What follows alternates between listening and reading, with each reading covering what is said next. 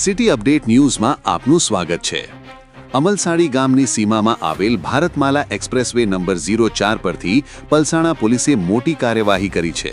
નવસારી તરફથી કીમ તરફ જઈ રહેલી સ્વિફ્ટ ડિઝાયર કારમાંથી વિદેશી દારૂનો જથ્થો ઝડપી પાડવામાં આવ્યો છે। પોલીસે કુલ ₹6,65,200નો મુદ્દામાલ કબજે કર્યો છે। આ કાર્યવાહી ગુપ્ત બાતમીના આધારે કરવામાં આવી હતી।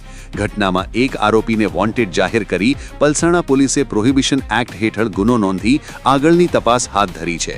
પોલીસ દ્વારા દારૂની હેરાફેરી સામે સઘન ચેકિંગ અને કાર્યવાહી ચાલુ રાખવામાં આવી રહી છે। City update news Sufiyan Mulla, જોડાયેલા રહો, કારણ કે હવે શહેર નહીં સમગ્ર દેશ કહેશે। આ છે સિટી અપડેટ ન્યૂઝ।